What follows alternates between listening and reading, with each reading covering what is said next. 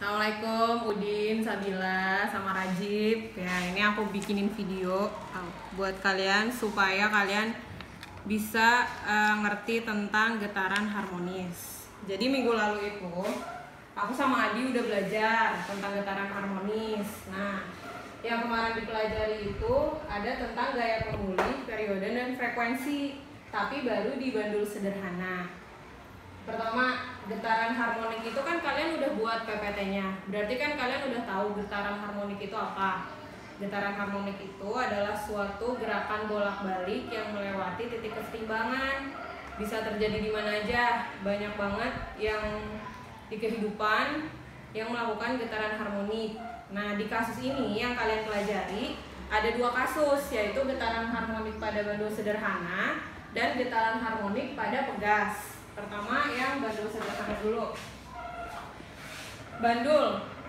Bandul itu kan kalian udah tahu, mungkin udah pernah belajar juga waktu di SMP. Nah, bandul sederhana itu contoh gambarnya seperti ini. Misalnya ada bola yang kita gantungkan lurus. Jadi dia punya posisi awal. Kelihatan nggak? Kelihatan nggak? Posisi awalnya itu di titik B. Nah, titik B ini bisa kita sebut juga sebagai titik kesetimbangan. Nah, jadi awalnya kan digantung nih di posisi B. Terus misalnya ditarik sama Rajib narik sampai ke posisi A. Berarti kan Rajib itu memberi gaya. Arah gayanya Rajib yang mana? Yang ini nih. Set. Ini arah gaya. Arah gaya Rajib. Sama Rajib kan ditarik dari sini, ditarik set ke A. Berarti Rajib kasih gaya yang arahnya ke arah sini, ke arah kiri berarti. Ternyata di getaran harmonik itu ada yang namanya gaya pemulih. Kemarin udah dibahas sama si Adi. Apa sih gaya pemulih? Gaya pemulih itu gaya yang mengimbangi gerakan yang Rajib kasih ke bola tadi. Berarti kalau misalnya awal tadi Rajib kasih gaya, ditarik sampai menyimpang di titik A, bolanya punya gaya pemulih. Gaya pemulihnya yang mana? Gaya pemulihnya berlawanan arah sama gaya yang Rajib kasih. Berarti gaya pemulihnya yang ini. Nah, yang arahnya ke sebelah kanan. Sekarang kita mau tahu gaya pemulihnya apakah rumusannya? Nah, pertama nih, kan kita tahu bola itu digantungkan. Ini kan udah disimpangkan nih sama Rajib tadi di sisi A. Berarti di sini kita punya gaya terusannya kan dari gaya yang L. Terus kita tahu bahwa setiap benda di muka bumi itu pasti punya yang namanya gaya berat. Gaya berat kan pasti arahnya ke bawah. Gaya berat itu wajib arahnya itu ke bawah. Gaya berat. Kenapa ke bawah? Karena dipengaruhi gaya gravitasi. M dikali dengan gravitasinya, massa dikali gravitasi. Nah, tadi kan Rajib menyimpangkan bola itu sejauh theta. Nih, sejauh theta. Sama kayak atas. Dari posisi timbangannya sama Rajib ditarik sejauh theta ke posisi A. Theta ini sesuai kesesuaian benda pada matematika. Kalau misalnya di sini theta kan berarti di bawah juga theta. Ya. Kalau misalnya ada theta, kita W ini kan berarti nempel sama tetanya. Berarti nilai yang ini, nilai gaya ini bisa kita tulis jadi W cos theta, atau boleh juga sama dengan MG cos theta.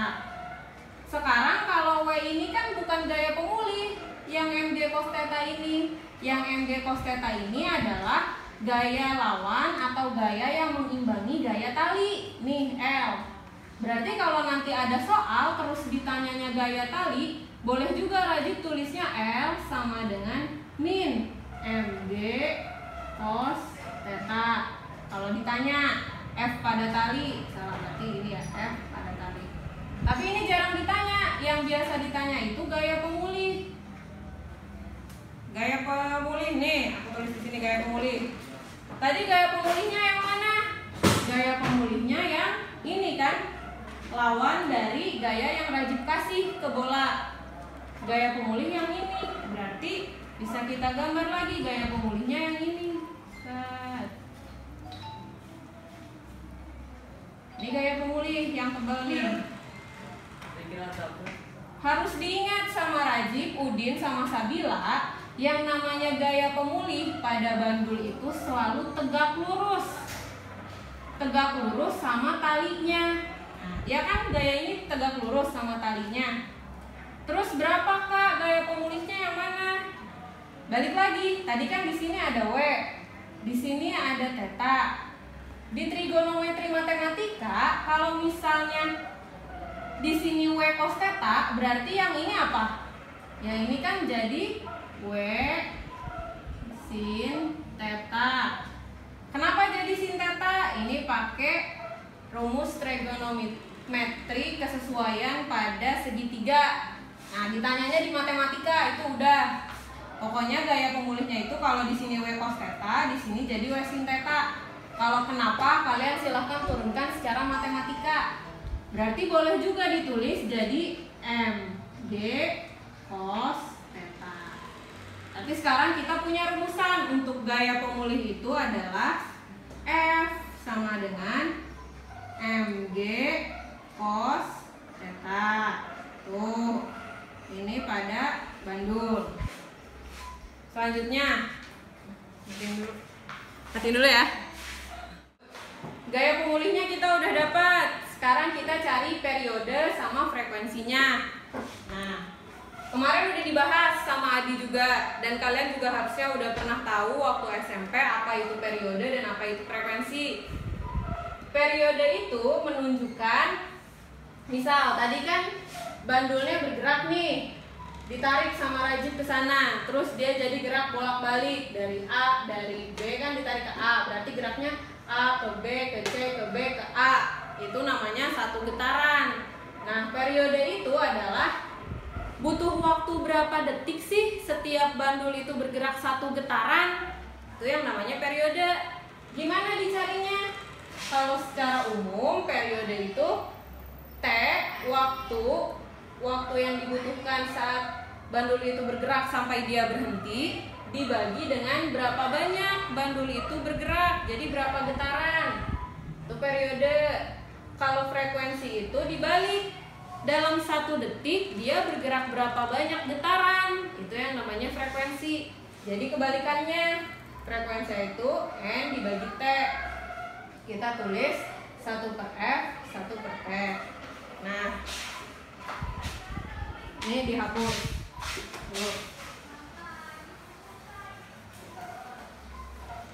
Sekarang kita lihat. Kemarin itu si Adi sempat melakukan percobaan ayunan sederhana. Ternyata kalau pada ayunan sederhana, yang mempengaruhi gerakan benda atau getaran bendanya itu adalah panjang talinya. Nah, di sini kan ada massa. Bolanya kan punya massa ya. Tapi ternyata si massa ini nggak berpengaruh sama lamanya periode. Tapi ketika panjang talinya diganti jadi lebih panjang atau lebih pendek, malah berpengaruh sama kecepatan getarannya. Nah, setelah itu dihubungkan dengan persamaan pada gerak melingkar. Daripada nanti kalian pusing kalau aku turunkan dari gerak melingkar, dilihat dulu aja di sini untuk sementara bahwa periode pada getaran pada bandul itu bisa dicari dengan 2V. Kenapa 2V? Karena kita anggap ini adalah gerak melingkar. Jadi 2V ini menunjukkan radian. 2V dikali akar L per G. Nah, di sini kenapa L? Karena tadi setelah dicoba percobaannya, yang mempengaruhi itu adalah panjang talinya dibagi dengan G. Kenapa Kak G? Karena kan kalau pada bandul sederhana dia digantungkan, dipengaruhi sama gravitasi. Jadi ada G.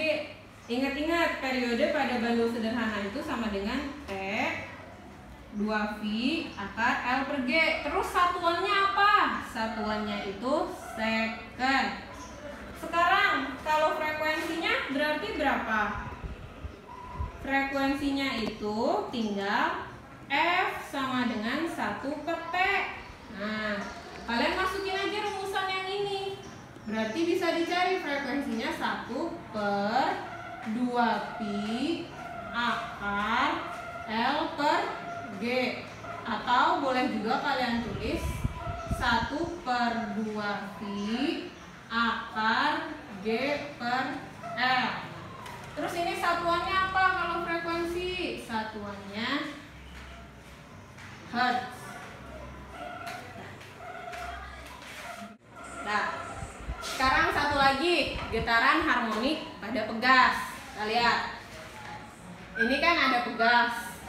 Aku buat misalnya posisi kesetimbangannya itu yang awal. Ini ada yang A, B, dan C.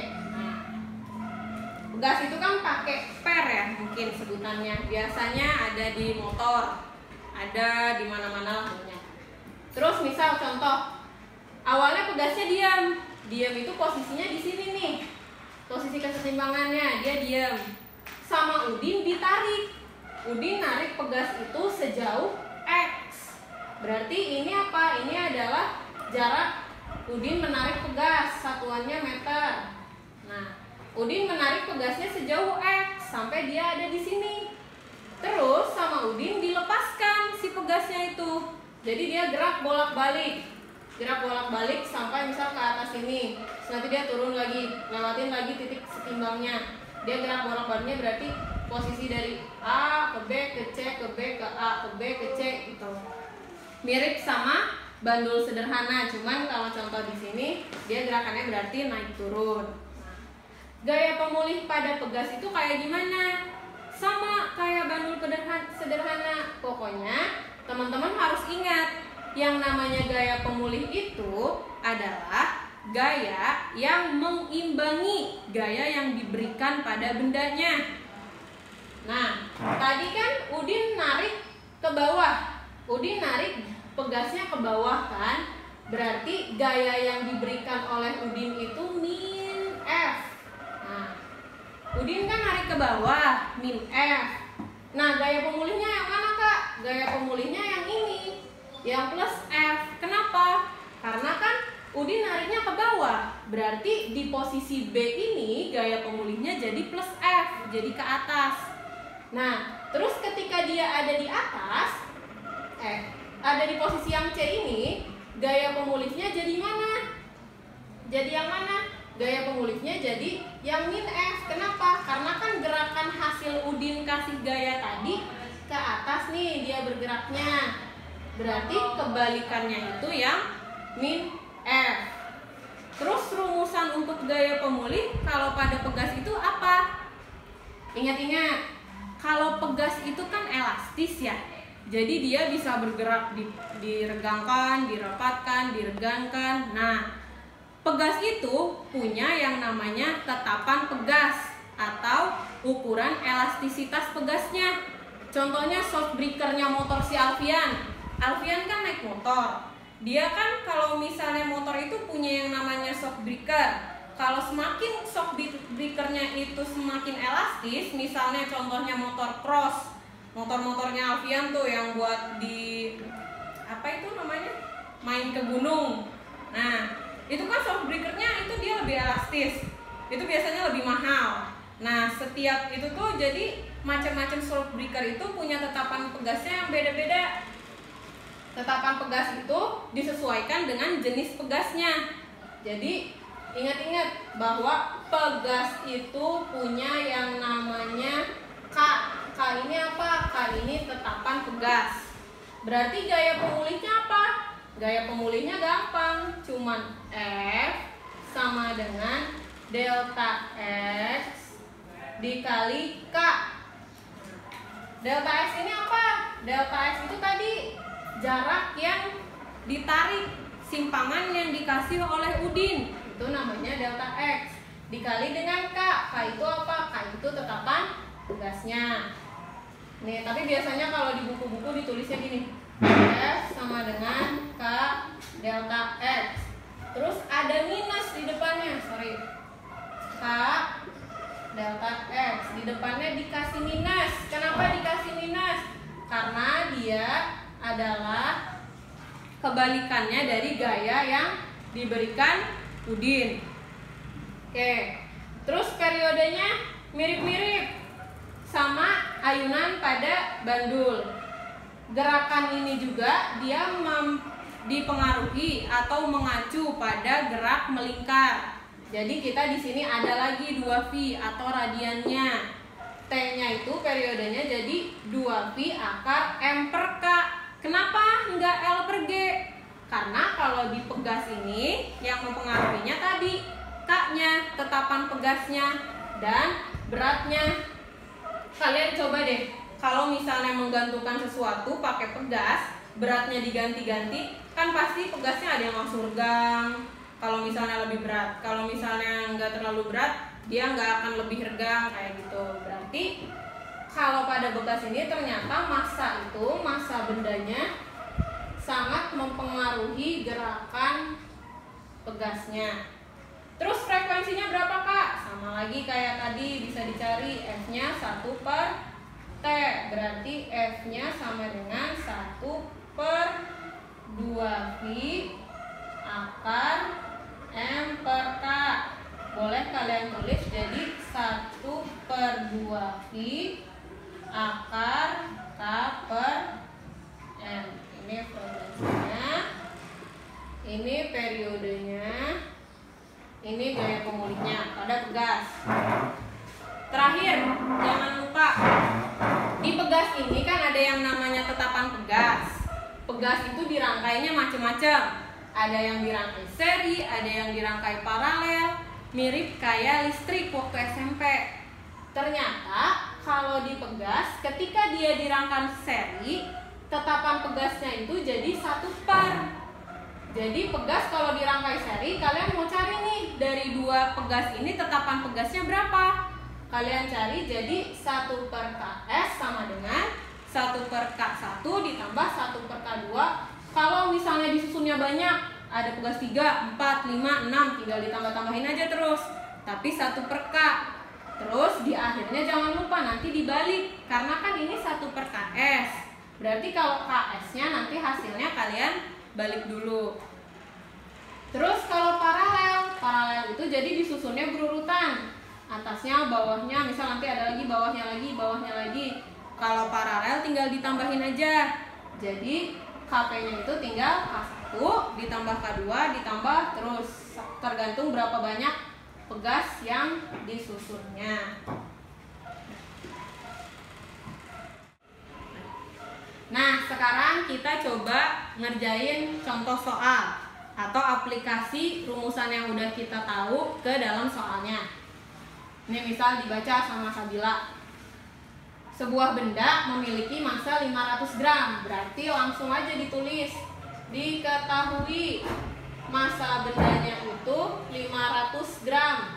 Nah, kalian harus biasakan mengubah semua satuan yang ada di soal ke satuan internasional. Sekarang di sini beratnya 500 gram. Gram kan belum satuan internasional. Satuan internasionalnya itu kilo. Berarti kalian ubah ke kilo. Berarti kan untuk diubah ke kilo naik 3 kali. Dari gram ke kilo itu naik 3 kali. Berarti dibagi 1000. Nah, berarti masanya jadi 0,5 kilo. Terus yang kedua, pada seutas tali sepanjang 50 cm. Berarti panjang tali itu L 50 cm. Cm kan belum satuan internasional, diubah dulu ke meter. Satuan internasionalnya meter. Dari cm ke meter itu dibagi 100. Berarti panjang talinya 0,5 meter.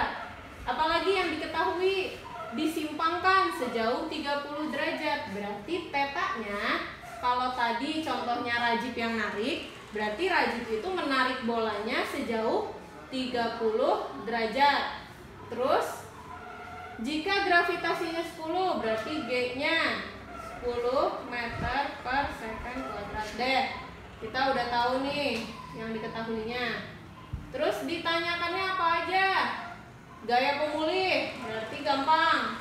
Gaya pemulih itu kan kita udah tahu bahwa rumusannya itu adalah gaya berat dikali sin tetanya.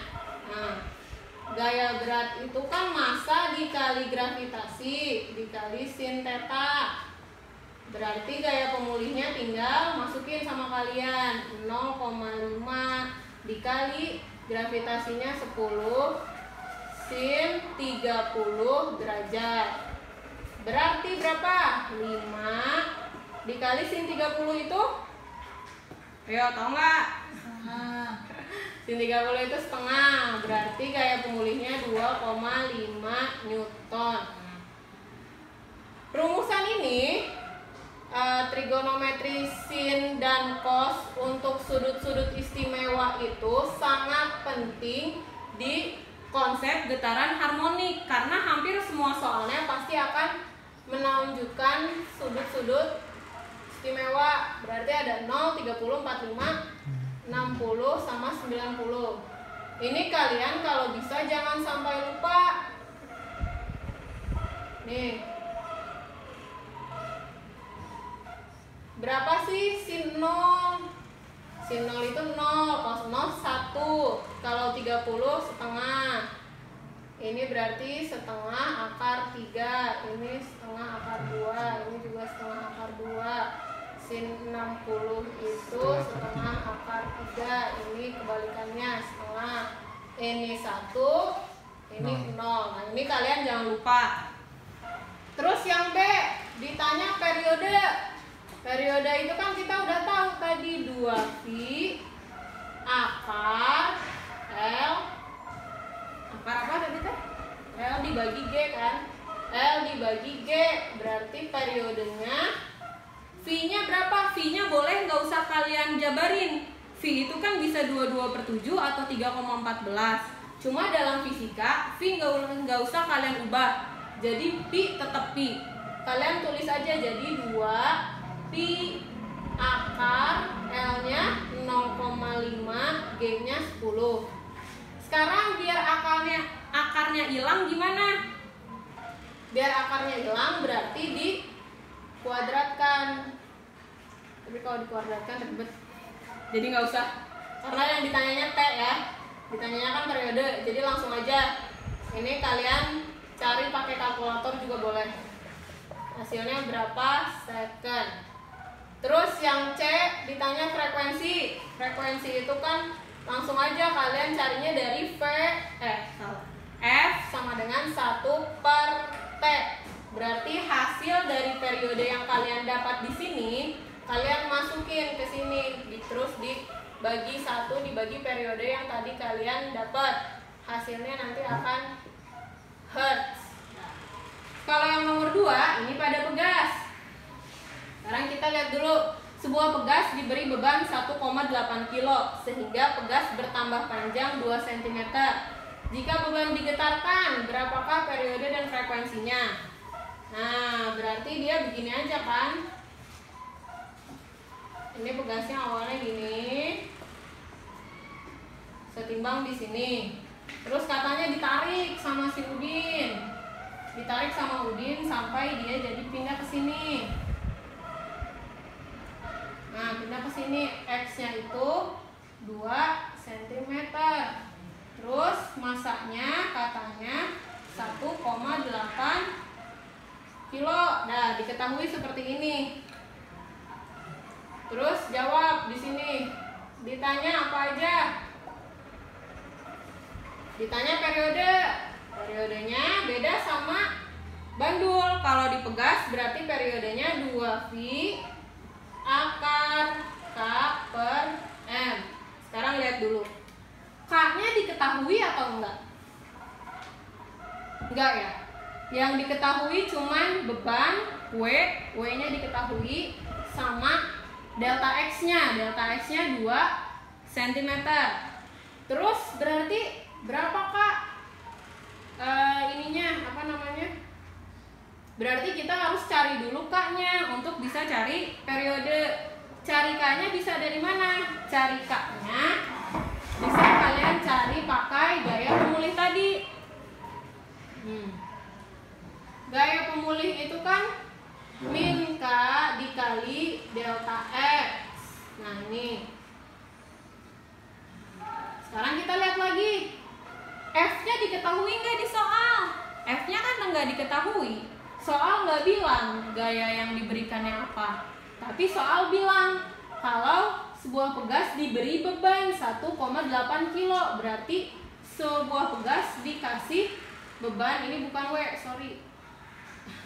Ini massa, sebuah pegas dikasih beban yang massanya 1,8 kilo. Nah, berarti gaya pemulihnya itu adalah kebalikan dari gaya beratnya. Kan ke bawah, ditariknya ke bawah. Berarti di sini ada yang namanya W. Gaya pemulihnya itu sama dengan min W. Tapi minnya kan udah ada di sini, jadi kalian ganti aja F-nya jadi W. Kenapa F-nya jadi W? Karena ini bebannya dipengaruhi oleh gravitasi atau gaya berat. Berarti gaya pemulih di sini sama dengan kebalikan dari gaya berat. Berarti W sama dengan min K dikali delta X. Kalian cari W itu apa? W itu massa dikali gravitasi sama dengan min K delta X. Berarti K-nya sama dengan massa dikali gravitasi dibagi dengan delta X. Cari dulu K-nya berapa? Delta X-nya ini kan masih dalam senti, kita ubah dulu ke meter. Jadi 0,02 meter karena dibagi 100. Terus mg-nya berapa? G-nya itu kan biasanya 10. Berarti M kali G-nya sama dengan 1,8 dikali 10. Berarti 18 Newton. Nah, berarti di sini 18 Newton dibagi 0,02. Berapa biar gampang? Boleh juga kalian tulis seperti ini, 18 dibagi 2 kali 10 pangkat min 2. 10 pangkat min 2-nya kalian pindahkan ke atas. Jadi 18 kali 10 pangkat 2 dibagi 2. Jadi hasilnya 18 dibagi 2, 9. 9, 10 pangkat min 2 berarti 900. Ya berarti tetapan pegasnya 900. Nih. Baru kalian masukin ke sini 2V akar 900 dibagi masanya 1,8. Hasilnya berapa? Cari berapa second. Terus yang B ditanya frekuensi. Frekuensi itu 1/T. Kalian sama kayak tadi, 1 dibagi T yang sudah kalian dapatkan berapa hertz. Seperti itu. Untuk itu kalian silahkan mengerjakan latihan untuk Rajib, Sabila, sama Udin. Kerjakan evaluasi 10.1 halaman 363. Di evaluasi 10.1 ini nomor satunya yang tadi kita kerjakan bareng-bareng. Jadi kalian tinggal ngerjain 4 soal lainnya. Dikumpulinnya kapan, Kak? Dikumpulinnya hari Rabu. Hari Rabu. Hari Rabu itu berarti tanggal berapa? Hari Rabu itu tanggal 13 nih.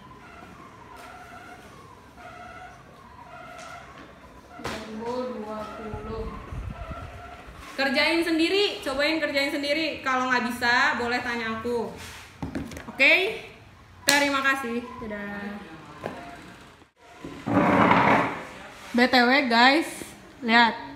Yang ini periode K/M aku kebalik.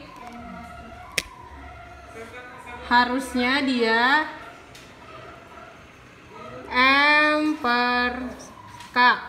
Berarti kesininya jadi 1,8 dibagi 900 ya. Oke, maaf ya. Makasih.